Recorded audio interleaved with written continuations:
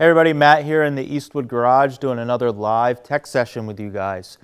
Today we're going to be doing a little bit of welding, so if you're interested in pulling dents with your welder, stick around. For anybody who hasn't watched one of these before, we have Scott here on camera right now. He's answering questions. Yep, over here on Facebook, on YouTube, so make sure if you guys have any questions, you get them up. I can either answer them here, or we can shoot them over to Matt. So let's see how to pull some welds, or pull some dents with our MIG welder. Cool, thanks Scott. So something that a lot of people dread is when you're doing body work is fixing dents, especially if it's something that you can't get to with a hammer and dolly or it's in a hidden area. It can be very difficult and very frustrating, and a lot of times the fix for it is just to slap some filler on it and fill it up. Light, shallow dents, that might be okay to do a skim coat, but if you have something that's more substantial, like what I have highlighted here on this hood, it's not good to fill this with Bondo or filler. This dent right here is pretty substantial. You can see how far out it's actually affecting it. The worst part of the damage is just right here in the center, but it has affected it all the way out to there. So what we need to do is repair this area, or at least get it up so that we can, it's a more acceptable level for us to do a skim coat of filler on it.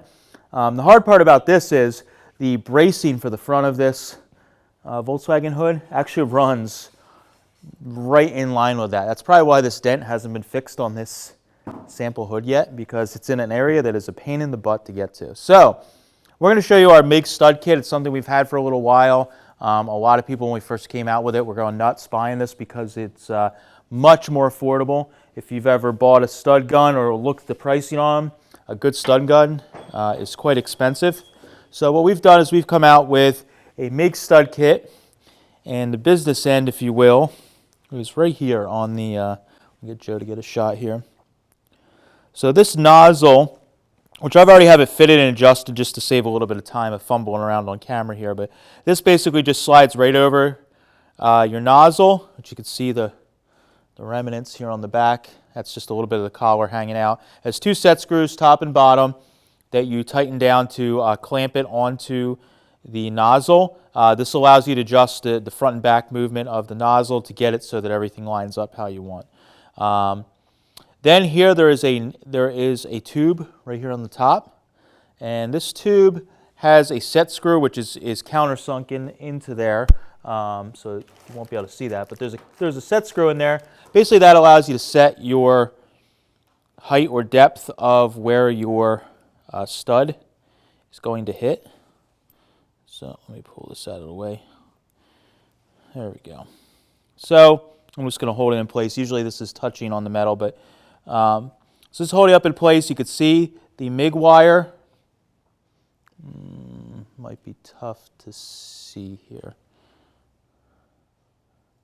Probably a tough one. How about we do this, Joe? Can we get a shot from the side there, close up? No, it's good. Okay, cool.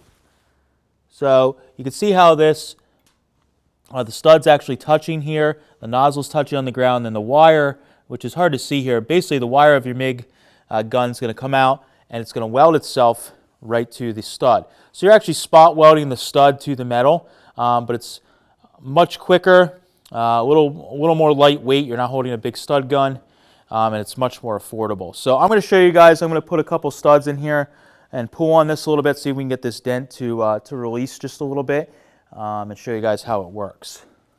So if you have any questions, of course, Scott's there answering them as I'm getting set up. Scott will answer anything you have to ask, even life help questions. He's got some. He's got the answers. Not certified answers on them. Oh, really? Certified? Oh, all right. All right. Our bicycle questions, right? Scott's an avid cyclist. I do pedal from time to time, just not recently. I've been too busy. All right, so I'm going to turn this on. Basically, I set the MIG welder up the same as if you were doing a spot weld on sheet metal. If you set it up basically the same as if you were doing a spot weld, if you're spot welding or stitch welding a repair panel in place, basically the same settings on your MIG welder. I'm using the Eastwood MIG 135, which is our 110 welder, which works just fine for this particular project. The gas is the same. Just using the normal mix gas that you would use any other time. So I'm going to shoot for right here in the center and see if we can get a little weld here on this. All right.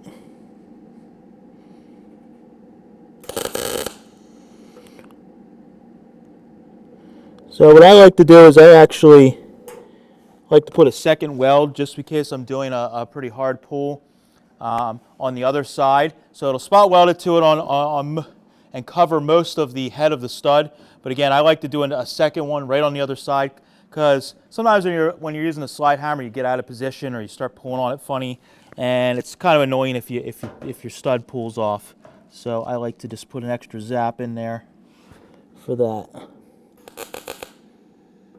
All right, so I got 2 little zaps on that. Now the other part is we have a 3-pound slide hammer here. So we have our, we'll get Joe to get a shot of that. So we have our slide hammer. And this little slide hammer, it's a 3-pounder. So if you haven't used one of these before, basically you hold your handle and we're going to pull back on it. And it's going to pull on the whole entire thing. So this one has a, actually, you know what, I'll thread this off so you guys can see it.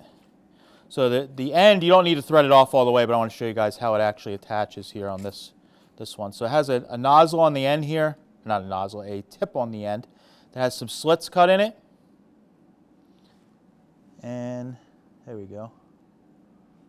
Those slits basically allow it to open up a little bit.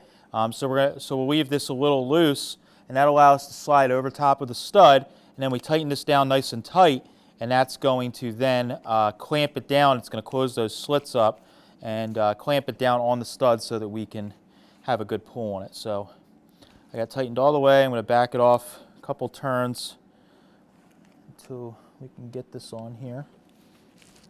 All right, just so that's not flopping in my face. All right, so I got that slit on there.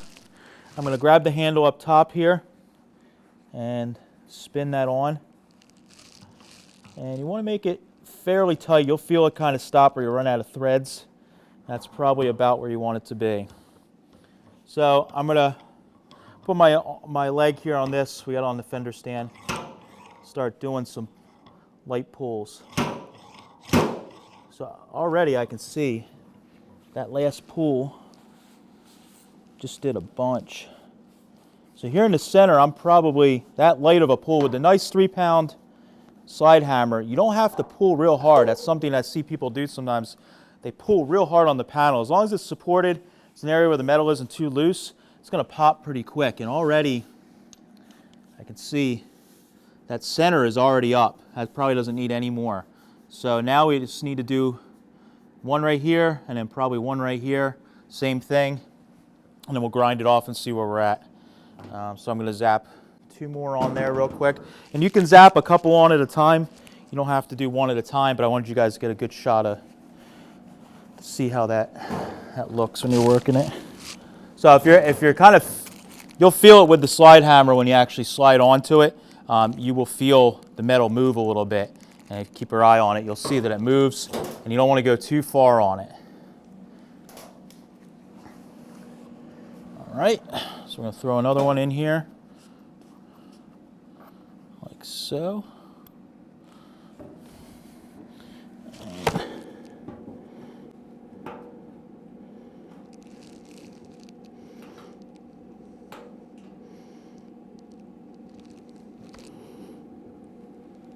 There we go.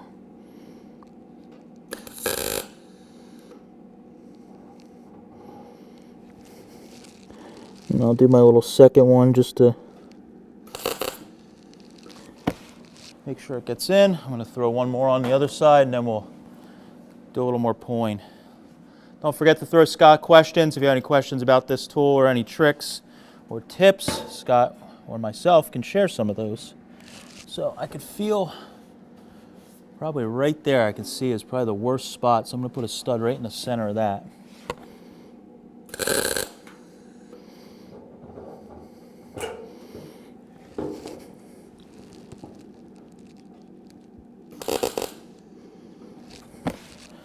All right, we'll go back and do some quick pulls. See where that gets us. Any questions, Scott, before I start? Sure. One of the ones that got asked was what size wire would you recommend running with this? You can run 023 or 030. 023 is what I'd suggest because you're already working in sheet metal. If you're probably doing this, you're probably doing other body work. So 023 is probably the best, but you can get away with 030 if you set the machine up. Either one is okay. Good question. All right, so I'm going to try and, whoop, I just saw that pop. Yeah, I'm going to leave that alone for a second. You can see I'm only doing a couple little pulls. You don't. And I like to leave them on. Sometimes I go back and adjust a little bit on another one. So if you cut them off right away, sometimes then it's annoying if you got to go back to that spot and hit it again.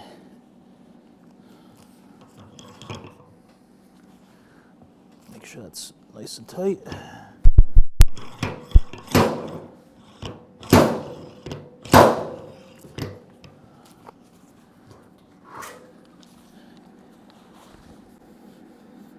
And I think we need one more right there in between, and then we're going to cut these off and see where we're at. And I think we'll be pretty darn close once we do that.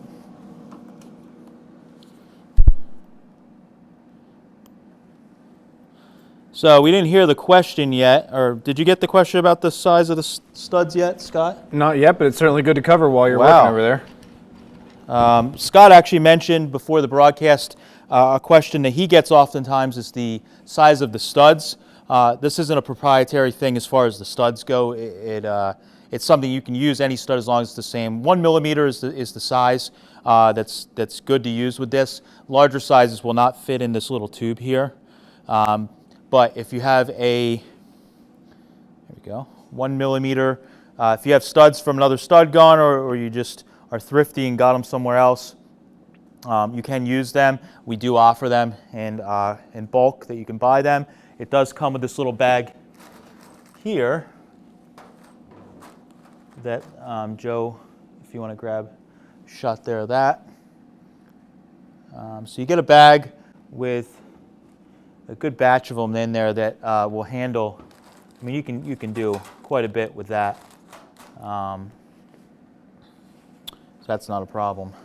But if you need more, we got them right on the website. Or if you have 1 millimeter, they are okay to use.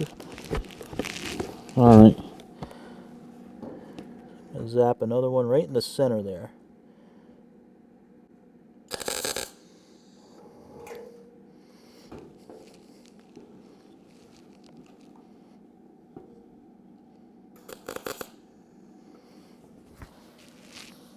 All right, shut that off.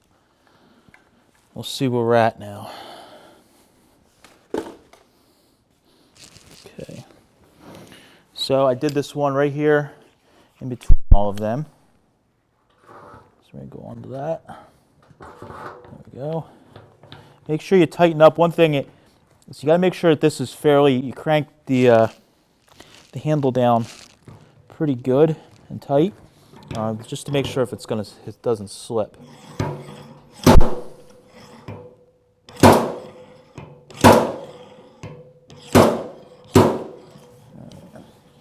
Looked like it moved a little bit, so I think we're pretty good here. So I'm going to take the sander, I'm going to set this down for a second, and what you can do is you can clip these off. If you have your MIG pliers, you clip them off, or wire cutters, of course.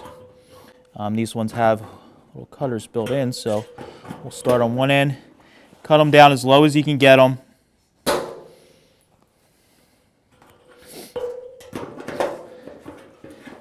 And come off that easy. All right, so that's what we're left with is the basically just the remnants of a couple spot welds. I'm going to take the flap disc real quick just to knock those down, and plug this in and While you're getting that all set up, Sure. one of the other questions that we've received is, do you see any reason why it would matter using this with a flux core? Besides a little spatter. Yeah, additional spatter. The only thing I would say is it's a little more difficult to control heat, or when you're doing low voltage welds, might be a little bit of trouble. The learning curve would probably be a little bigger, I would say, than with a gas MIG welder. But it could be done with a flux core for sure. Just make sure you set up your machine on a piece of metal that's the same thickness. So if your car you're working on is 20 gauge, get a piece of 20 gauge, set it up. Try and do a couple practices to make sure that it's not burning through, because you don't want to create a larger mess than you're already dealing with.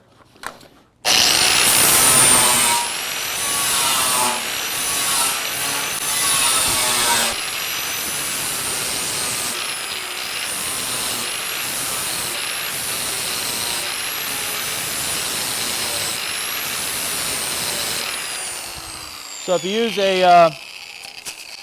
use I just tap them real quick, but the one thing I want to mention before I go, I knock them down just a little bit.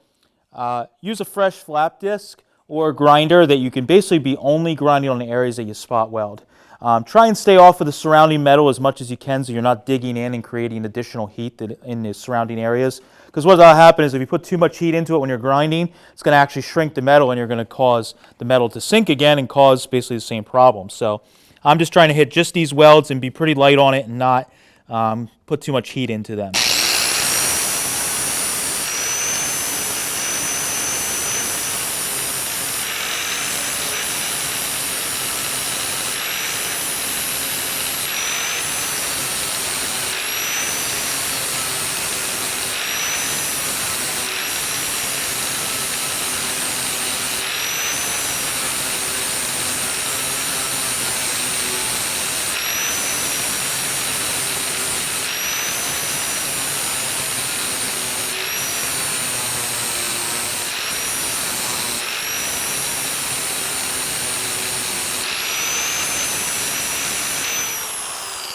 All right, now that we got that, we can hit this with the DA sander and just kind of, actually let me feel this. So still got a little bit. I probably could put another one right in there, but I'm going to hit this with the DA. We'll show you where we're at. Again, it takes time. You sometimes have to do this a couple times, but it's good to stop in between and just do a check and see where you're at with the panel. So I got 80 grit on here.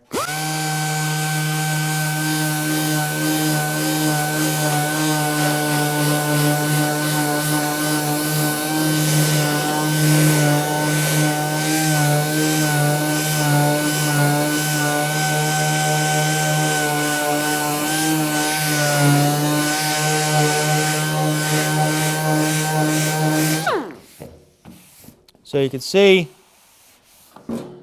really the area, and I try not to dig in with the DA sander because I could cheat here and dig in, and I can make that disappear and make it look like it's perfect, but it isn't, but it's darn close now. What it is there's little low spots in between each area where we pulled.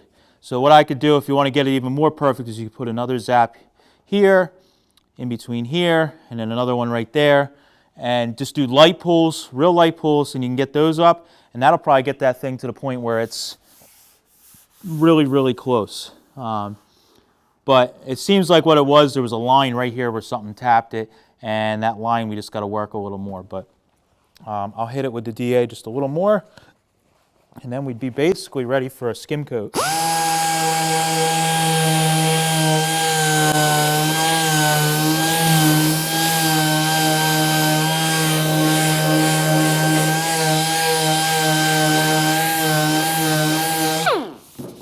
All right, and those lights will probably, the lights in here will show you guys on the close-ups. You can see where it's a little low.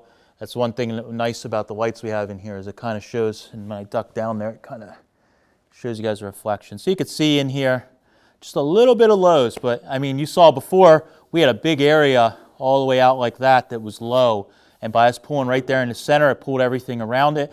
Now we just have some tiny little nitpicky areas that you could work up. This right here would be completely okay if you wanted to just put a skim coat of filler over that and block that out. there's no problem with all of that. We're not trying to fill, you know, a 1/4 inch or something that's low like it was before. So that's a quick way to fix some dents using your MIG welder. You saw I did it pretty quick even with talking. I had that, you know, those pulled out pretty fast. Any questions we have? Yeah, I actually got a question that came up on both Facebook and YouTube, not really per se towards the MIG Stud Welder itself, but more of the technique. And they were asking, you know, dealing with the crown that you get whenever you have a dent go in, you always get the metal kind of bubbles around it, and how to work it out. So I don't know if you have a body hammer kicking around, but one of the things you always want to do is you work last in, first out. So the deepest part of the dent's the last thing you go after as you're working towards the center. And as you're using a slide hammer, always feel free to put the slide hammer on one of the studs if you're pulling to hold pressure, and allows you to hammer on that crown with your hammer to hammer it down while still pulling up on the dent itself. Yep. So something you got asked on both of them. I figure it's a great topic to cover as you are working a dent out. Yeah. I mean, that's basically if you guys ever hear us talk about the off dolly technique, that's exactly what Scott's talking about, except we don't have a dolly in this situation because you can't get to it. So that's a good trick that Scott mentioned. You're doing the off dolly where you're pulling up and you're putting pressure on the area that's low, and there's an area that's higher or creased where the where the metal is changed a little bit, and you can tap on those actual areas and it'll relieve the pressure. So that's a good tip, and there's a lot of stuff you can do with these, but on these light ones like this, you can pull them out really, really fast. Any other questions we got? No, we're good then. Awesome. So thank you guys for watching. If you have any other questions, feel free to drop them in the comments. We do monitor them after the broadcast. If you're coming in late, you can also watch this on YouTube. We do put it up there recorded, so you guys can watch and catch up on it if you did miss it. We do these Monday, Tuesday, Wednesday, 3 o'clock Eastern Standard Time. So if this is your first time watching, make sure you add your notifications for us on Facebook. You'll see it pop up, and you can watch us every week. Thanks, guys, for watching. I'll catch you tomorrow.